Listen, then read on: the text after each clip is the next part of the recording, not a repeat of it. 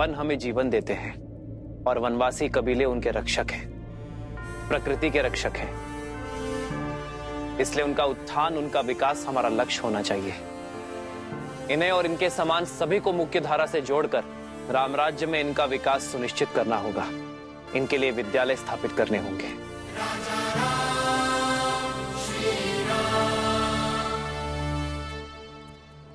प्रभु, प्रभु! अरे कहां बड़े चले जा रहे हो? रुको। कौन है ये दुस्साहसी? ये भीतर कैसे आया? प्रभु, हमारे साथ चलिए प्रभु, हमें आपकी आवश्यकता है प्रभु। ये अयोध्या की सभा है, ज्ञात होना चाहिए। अयोध्या के महाराज से भेंट के कुछ नियम हैं। सैनिकों, ले जाओ इसे। सुमन जी, कौन है ये? समस्या क्या है इनकी? आर्य सुमंत,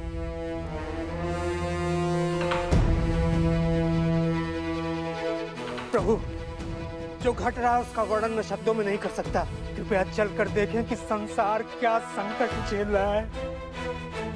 यह आपकी और देवी सीता के सजाए राम राज्य पर उठा प्रश्न है।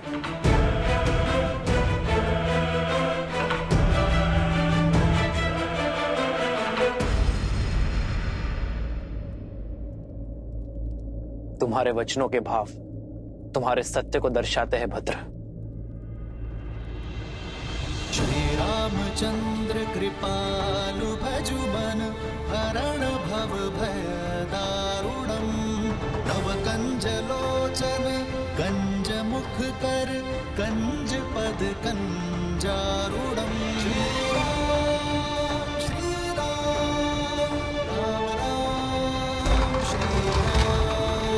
श्री राम श्री राम राजा राम श्री राम।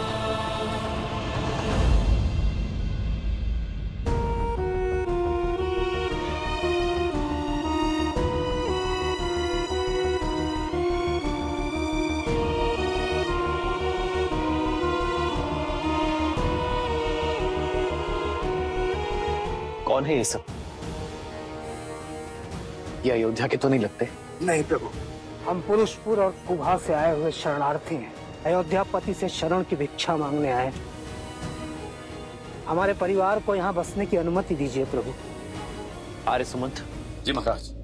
बालकों और वृद्धों को भोजन करवाइए, इनके रहने की व्यवस्था करवाइए और घायलों का शीघ्र अतिशीघ्र उपचार करवाइए।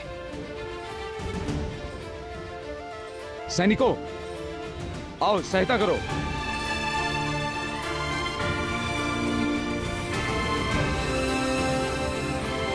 ऐसी कौन सी विपदा आन पड़ी जो गंधर्वासी को अयोध्या से शरण मांगनी पड़ी? ये पीड़ा किस घटना का परिणाम है? हम अपने राज्य में बहुत प्रसन्न थे महाराज। सुख सुविधाओं की कोई कमी नहीं थी, पर अकस्मात एक दिन गंधर्वों ने हम पर आक्रमण कर दिए।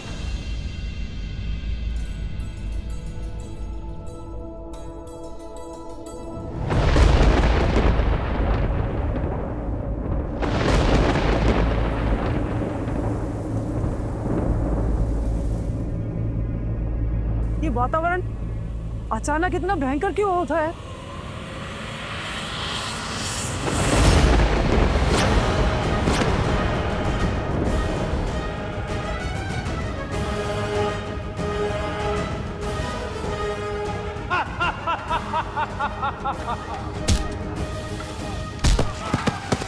कर दो सबको।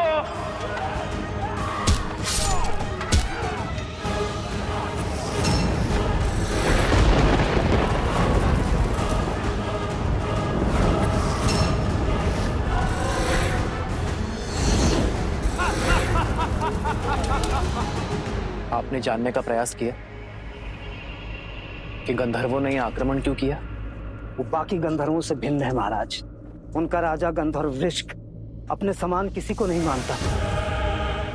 वो केवल बल पर विश्वास करता है, न धर्म न अनुशासन। उसके बल ने उसकी प्रवृत्ति मलिन कर दी।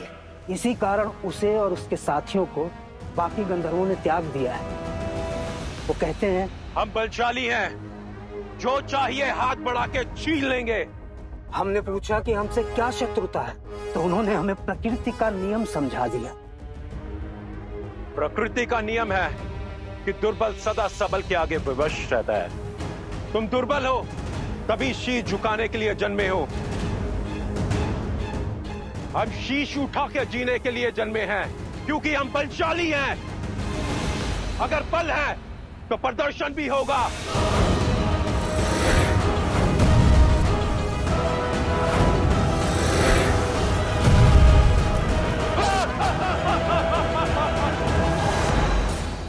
उन्होंने हमारे राज्यों पर अपना शासन स्थापित कर लिया है।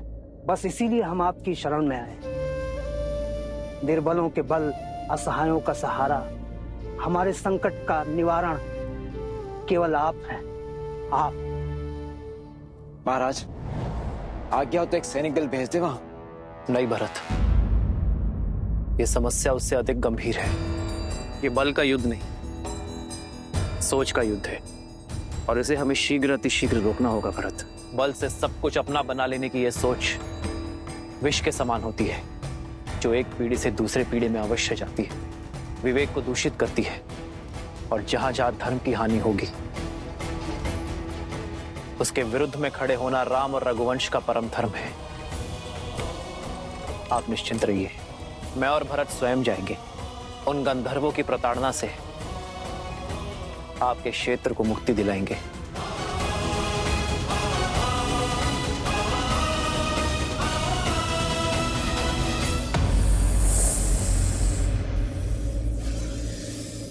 हे भगवान, ये कैसे संभव है?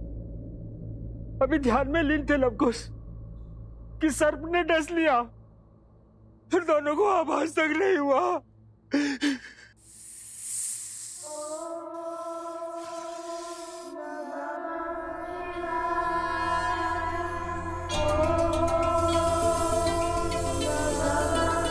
अद्भुत, अद्भुत! लवकुश जीवित है, जीवित है लवकुश। जेहि पर कृपा करहि जनु जानी, कवि उर न जावहि हानि।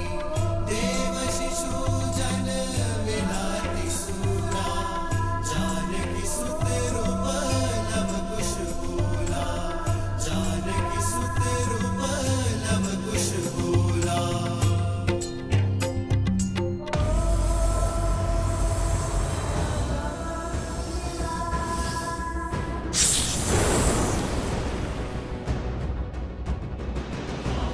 लवकुश,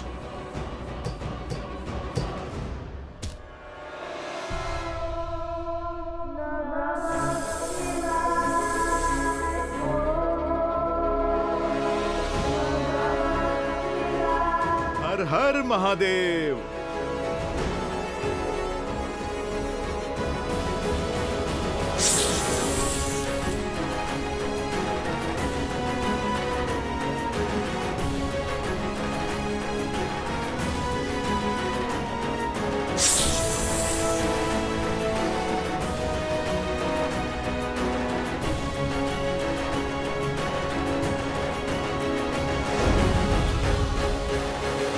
अद्भुत है।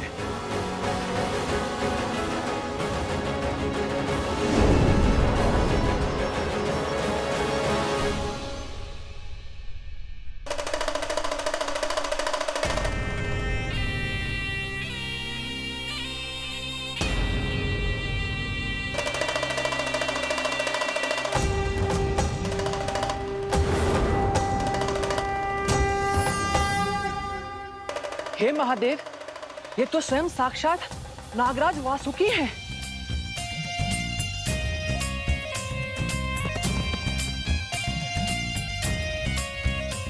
शिव के सेवक महान वासुकी को हनुमान का प्रणाम।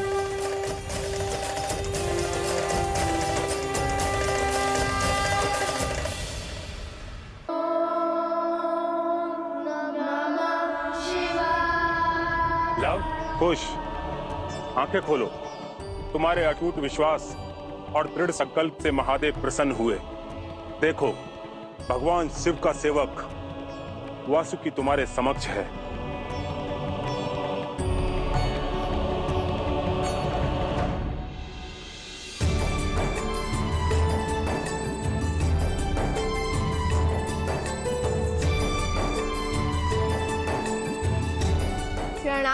नागराज वासुकी।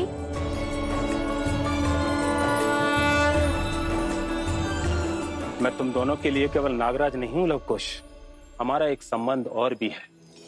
तुम्हारी माता सीता धरती से जन्मी भूमिजा थी और मैं भूमि के भीतर पाताल लोक का राजा, और इस नाते मैं तुम्हारी माता प्रकृति स्वरूपा देवी सीता का भाई और तुम्हारा मामा हुआ।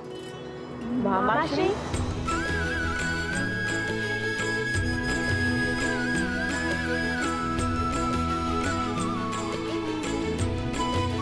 अर्थात ये ऋषि कुमार नहीं, ये राजकुमार है। अयोध्या नरेश श्री रामचंद्र के पुत्र लवकुश।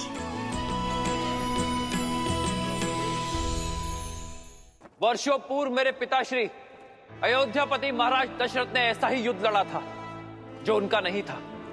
अपने मित्र जटायु के आग्रह पर उन्होंने वो युद्ध लड़ा था और उसी युद्ध में अपनी वीरता का ध्वज लहराकर उन्होंने दशरथ का नाम प्राप्त किया। आज भी हमारे समक्ष ऐसी ही परिस्थिति बन चुकी है और धर्म की रक्षा और पाप का अंत तो रघुवंश का कर्तव्य है। हम पराजय से भयभीत होकर अपने धर्म से विमुख नहीं हो सकते, अपने कर्तव्य से मुख नहीं मोड़ सकते। हम स्वयं को उनके दुखों से भिन्न नहीं कर सकते। जब जब इस संसार में मानवता आहत होती है, धर्म पर प्रहार होता है, तब तब हम अपने प्राणों की शक्ति से संसार और मानवता की रक्षा करते हैं।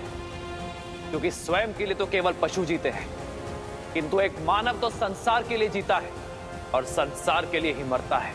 भय के लिए भयंकर है। हम राम के रुद्र हैं, शंकर हैं। शंकर है हम, शंकर है हम, शंकर है हम। जय सिया राम, जय सिया राम, जय सिया राम, जय सिया राम। आओ व्रत।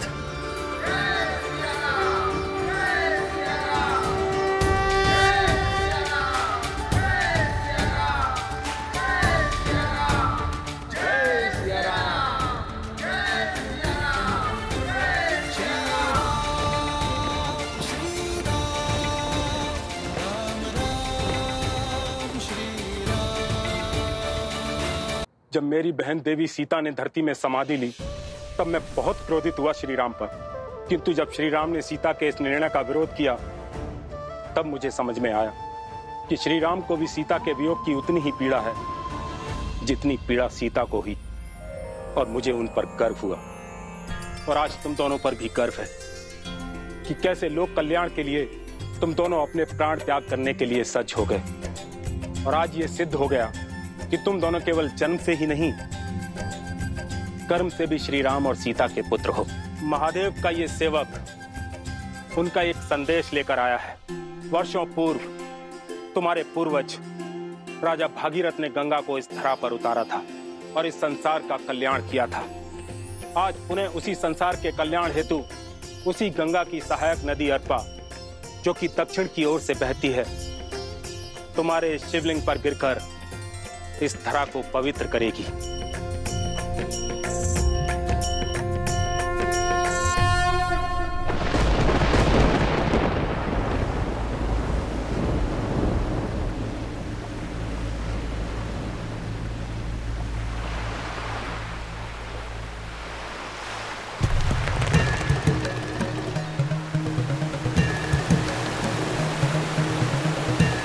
धन्य हो महादेव।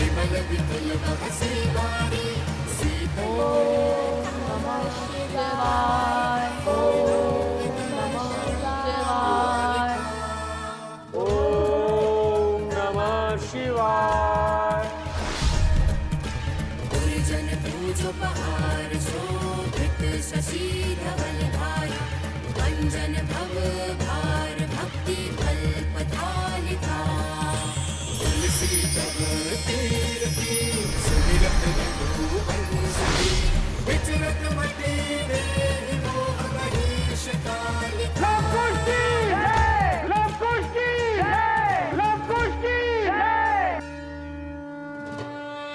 अंततः सिया राम की संतान ने एक बार पुनः स्वयं को सिद्ध कर दिया, एक और असंभव युद्ध जीत लिया। परंतु महादेव, पहले पिता से पृथक होने का दुख, फिर अपनी माता को खोने का दंश, और अब जगत कल्याण के पथ पर आए अनगिनत कष्ट। क्या लवकुश की इतनी परीक्षाएं उचित हैं? क्या उनसे सुख और शांति से जीवन जीने का अधिकार छीनना न्याय संगत है?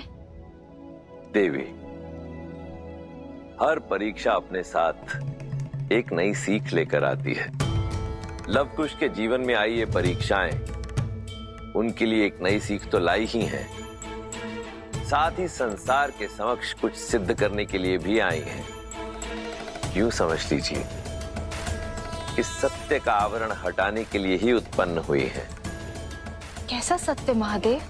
वही सत्य देवी जिसे आपने जाना है, जिसे लवकुश ने अनुभव किया है, जिसे श्री राम ने जन्म से पाया है और अब लवकुश अपने कर्म से पा रहे हैं। इनके भीतर से निकली ज्योत सारे संसार को जगमग कर रही है, अर्थात इनका मन पूर्णतः स्थिर है।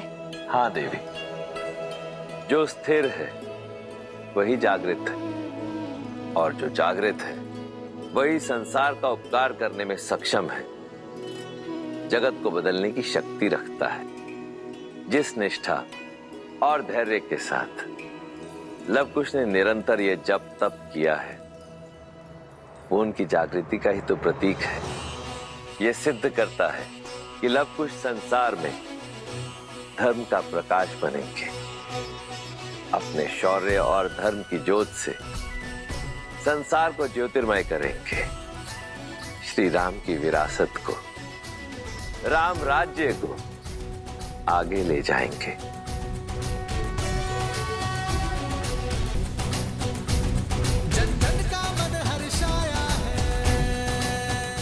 राजकुमार लव, राजकुमार कुश, आपने हमें संकट से तो मुक्ति दिला ही दी। हमारी ओर से एक प्रार्थना और स्वीकार कर लीजिए। हमारे राज्य को कौशल की शरण में ले लीजिए और उसकी बागडोर संभाल लीजिए। जो भी राज्य श्री राम की शरण में आएगा उसे तो हमें स्वीकार करना ही होगा, किंतु इस राज्य की बागडोर लव नहीं, केवल कुश संभालेगा।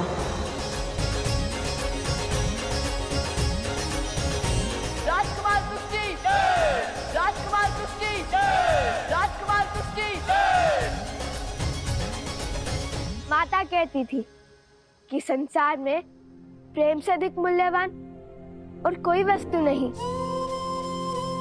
और आज आप सबका प्रेम देखकर मेरा हृदय गदगद हो गया। मैं अयोध्या का राजकुमार कुश अपने पिता श्री कौशल नरेश श्री राम के नाम को साक्षी मानकर आप सभी को और इस राज्य को कौशल राज्य में सम्मिलित करता हूँ। कुश के साथ ये गांव और अधिक कुशल होगा, और इसलिए आज से इस राज्य को कुशावती के नाम से जाना जाएगा। राजकुमार कुश की जय, राजकुमार कुश की जय, राजा राम की जय, राजा राम की जय, राजा राम की जय, राजा राम की जय। राजा रामचंद्र की, राजा रामचंद्र की, राजा रामचंद्र की, राजा रामचंद्र की, राजा रामचंद्र की। केला बहुत ही मीठा है। परिश्रम से जो मिला है, जैसे आप दोनों के परिश्रम का प्रसाद मिला। ज्ञान प्राप्त करने निकले और दिग्विजय होकर लौटे। प्रभु तो ये सुनकर गदगद हो उठेंगे। कुछ लीजिए। नहीं।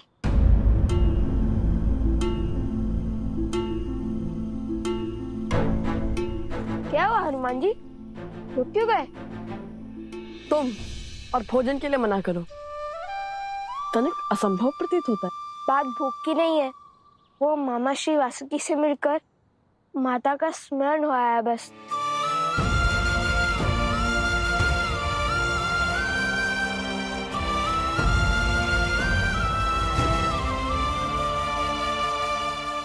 देख रहे हैं ना प्रभु,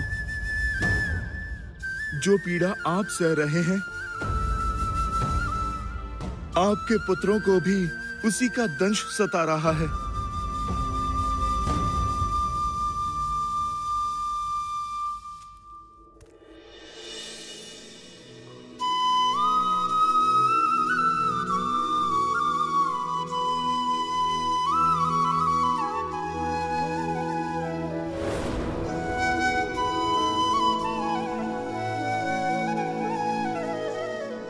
क्षमा करे गुरुवर, किंतु पुत्र का मोह ही कुछ ऐसा है, समक्ष रहे तो मन आनंद से भर जाता है, और यदि ना हो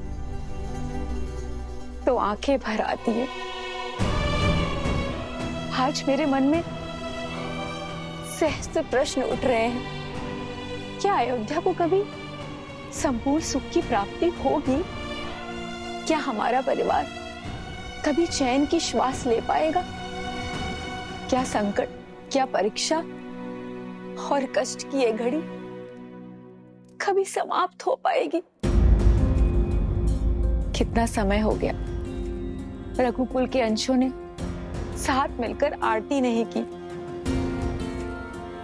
राम कुल और प्रजा के दायित्व को निभाने के लिए यात्रा पर निकला है।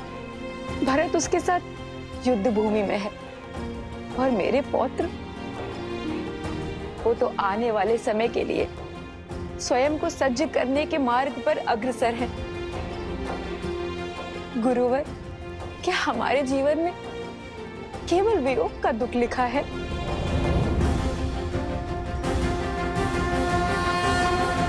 देवी, यह वंश, यह परंपरा केवल एक परिवार नहीं, एक धरोहर है, साक्षात नारायण की। ना ये परिवार साधारण है, ना परिवार जन। फिर आपके ये कष्ट सामान्य कैसे हुए देवी? रघुकुल सदा धर्म की धुरी रहा है और रहेगा।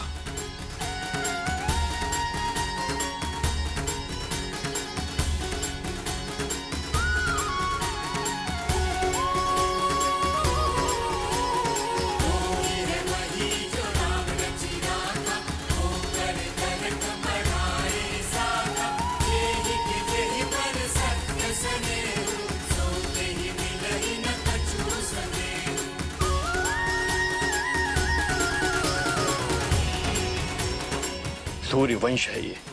सूर्य स्वयं तपकर ही प्रकाश देता है। स्वर्ण के आभूषण को बनाने वाली भट्टी को आंच सहनी पड़ती है। जो संसार संवारने निकले हैं उन्हें कष्ट सहना पड़ेगा। इसलिए चिंता त्यागिए और भक्ति कीजिए देवी। पूर्ण श्रद्धा से प्रार्थना कीजिए। दुख की दुहाई में नहीं, केवल ईश्वर की आराधना में रमिए।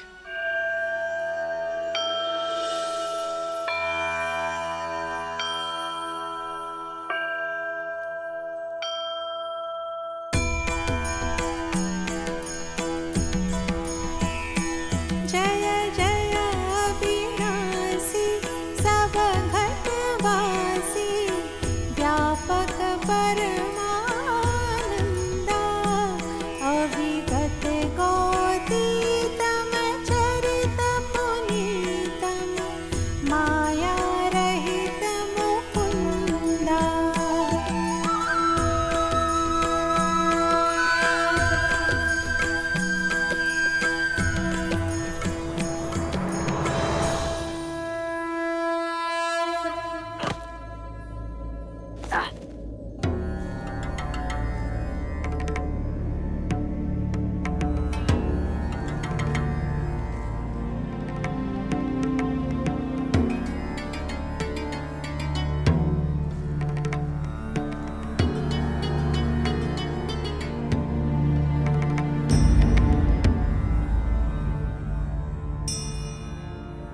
नतमस्तक हो जाओ वीरो।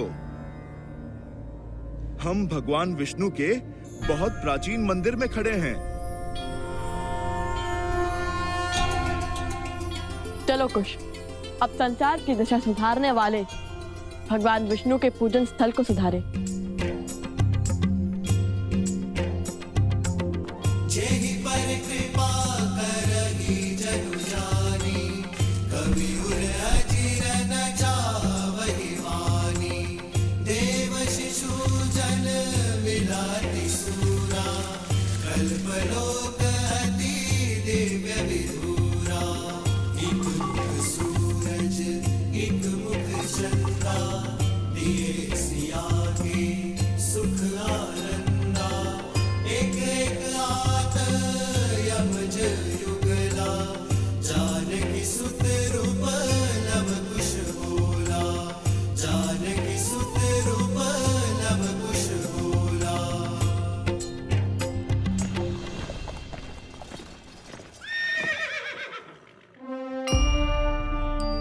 पिताश्री, पिताश्री, प्रभु,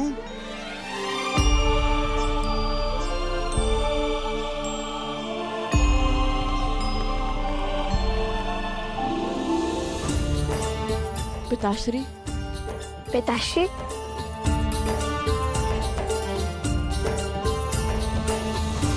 पुत्रों,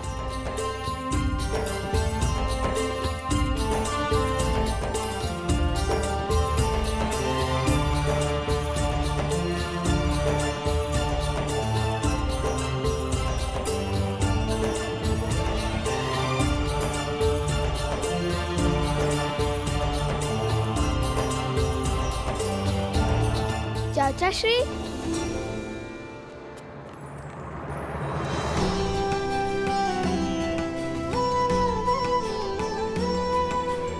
आयुष्मान भव।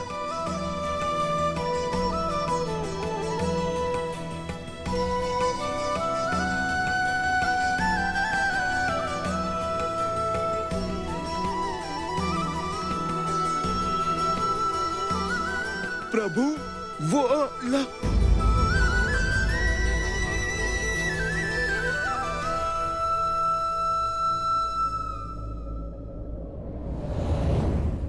अष्टबाहु का अंत ही नहीं, श्रद्धा का नया अध्याय भी लिखा है लव कुश ने। अपने तप से महादेव का आशीर्वाद प्राप्त किया, साक्षात वासुकी नाग की परीक्षा उत्तीर्ण की। दो शब्दों में कहूँ प्रभु तो इनका भविष्य दिग्विजय में परिवर्तित हो रहा है। असंभव को संभव किया है तुम दोनों ने, मेरे शीश को गर्व से ऊंचा किया है तुम दोनों ने। और धर्म के लिए स्वयं को समर्पित करना तो मानव कर्म की पराकाष्ठा है पुत्रों। हमारी बातें तो हो गई, अब अयोध्या का समाचार सुनाइए ना पिताश्री। अयोध्या में सब कैसे हैं वहाँ? सुमित्रा दादी, कौशल्या दादी सब स्वस्थ है लव कुश वहाँ पे। और लक्ष्मण भैया वो कैसे हैं?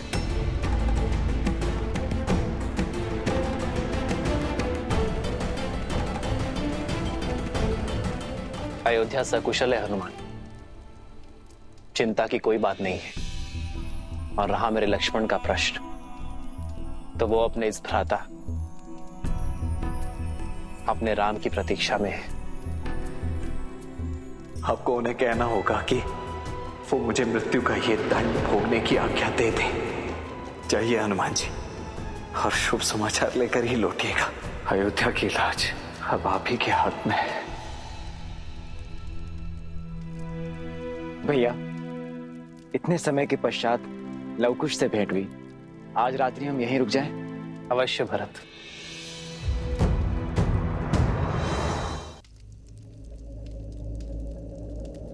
चिंता की कोई बात नहीं है। और रहा मेरे लक्ष्मण का प्रश्न, तो वो अपने इस भ्राता अपने राम की प्रतीक्षा में है।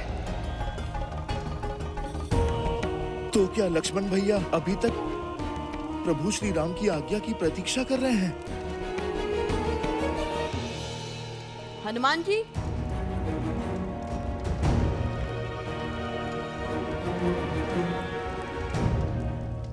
क्या बात है?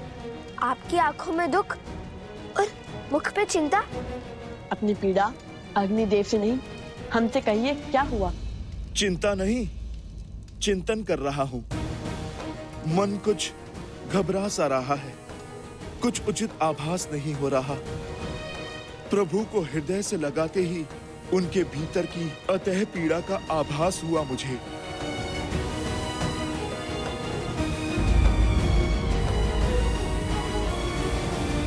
पीड़ा? कैसी पीड़ा? वो तो ज्ञात नहीं, किंतु इतना अवश्य है कि प्रभु और भरत भैया हमसे कुछ छुपा रहे हैं। अपने भीतर की पीड़ा हमसे कहने में कतरा रहे हैं।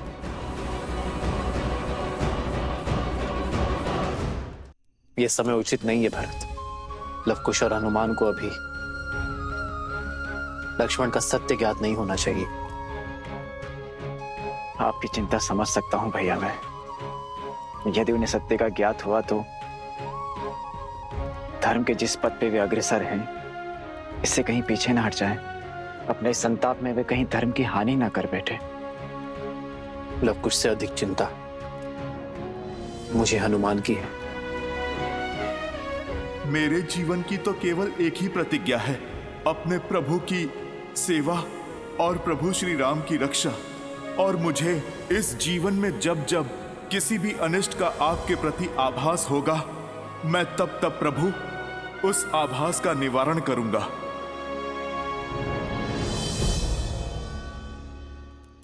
प्रभु की पीड़ा का कारण जानने का एक मार्ग है। क्या? अयोध्या। वहीं जाकर सत्य का भेद खुलेगा।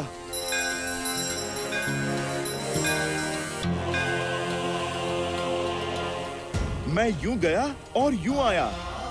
एक बार अपनी आंखों से अयोध्या और लक्ष्मण भैया को देख लूंगा तो मुझे संतुष्टि मिल जाएगी। उचित है, जैसी आपकी इच्छा। लक्ष्मण काका श्री को हमारा प्रणाम कहिएगा। और इतना तो हम भी जान गए, जब तक श्री राम भक्त हनुमान को संतुष्टि नहीं मिलेगी तब तक न उनका पग रुकेगा और न चिंता। शीघ्र लौटिएगा हनुमान जी। रात्रि भोज में आपकी प्रतीक्षा रहेगी।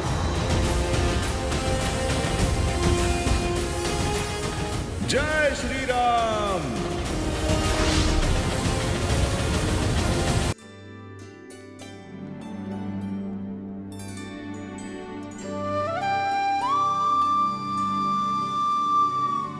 हनुमान, हनुमान कहाँ है? उसे भी बुला लो।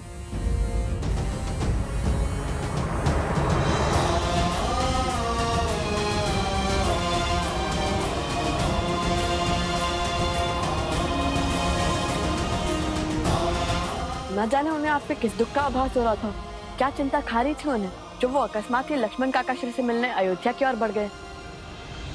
भैया लक्ष्मण तो अयोध्या में है ही नहीं। यदि हनुमान जी को सत्य का ज्ञात हो गया तो? नहीं अर्थात कहाँ गए लक्ष्मण काका श्री? क्या हुआ उनके साथ?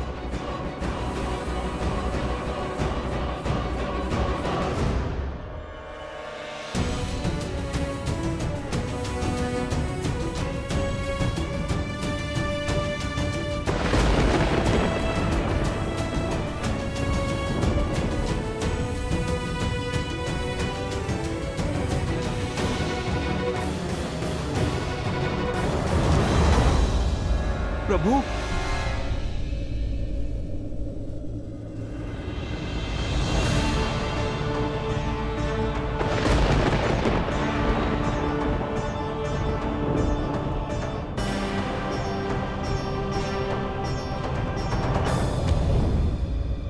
प्रभु, प्रभु, प्रभु। भैया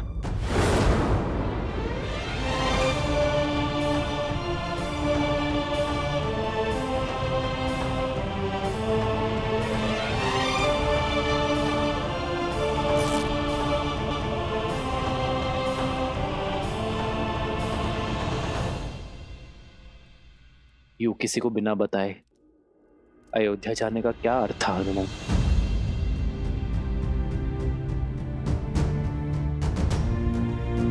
मुझे लगा मैं तुमसे छुपा लूंगा, किंतु ये कैसे भूल गया कि एक भक्त की श्रद्धा में भगवान को विवश करने की शक्ति होती है। हनुमान, मैंने तुम सबसे एक सत्य छुपाया है, और वो सत्य ये कि लक्ष्मण ने सरयू में जल समाधि ले ली है।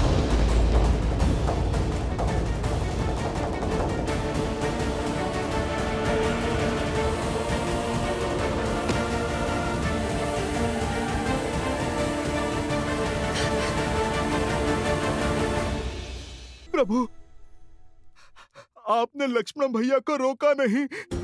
रोका था हनुमान, बहुत रोका था, किंतु मेरे लक्ष्मण ने ना रुककर इस संसार में धर्म और वचन का उदाहरण स्थापित किया है। और मैं ये चाहता हूं कि मेरे पुत्र भी उसी मार्ग पर चले, धर्म और वचन की स्थापना के लिए अपने प्राण तक त्यागने को सज रहे।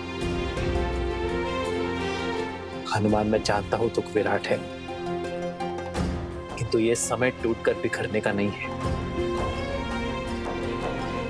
ये समय है स्वयं को संभालने का, हर संकट से लड़कर संसार की रक्षा करने का है।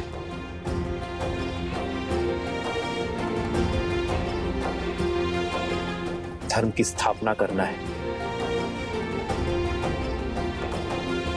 रघुकुल की रीत निभाना है। मेरा विश्वास करो हनुमान, और कोई समस्या नहीं है। ये अयोध्या और अयोध्यापति सकुशल है, इसलिए तुम चिंता छोड़ो और लवकुश के साथ दिग्विजय की यात्रा में आगे बढ़ो। नहीं प्रभु, आप मुझे स्वयं से दूरी का दंश मत दीजिए। प्रभु, आप मुझे अपने साथ रहने की आज्ञा दीजिए, आज्ञा दीजिए प्रभु। आप कहें या ना कहें, ये भक्त सब समझता है प्रभु। लक्ष्मण भैया के बिना आप कितने कष्ट में होंगे प्रभु। माता सीता, अब तो माता सीता भी नहीं है आपकी पीड़ा हरने के लिए। प्रभु, आप मुझे इस विकट घड़ी में स्वयं से पृथक मत कीजिए, मत कीजिए प्रभु।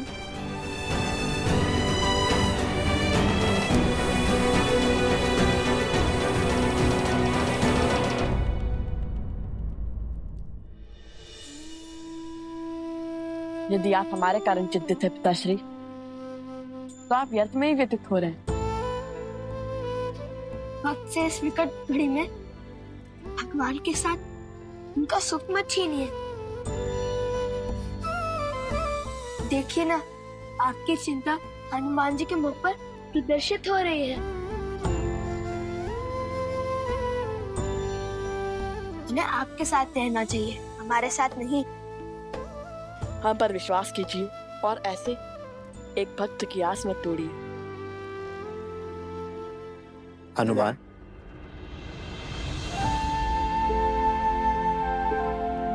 तो ठीक है, कल सूर्योदय होते ही हम पुरुषपुर की ओर प्रस्थान करेंगे, युद्ध का शंखनाद करेंगे।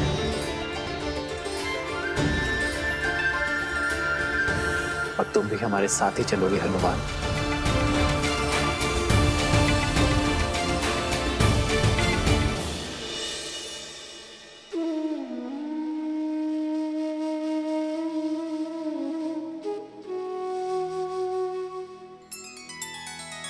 श्री रामचंद्र कृपालु भजु मन हरण भव भय दारुणम।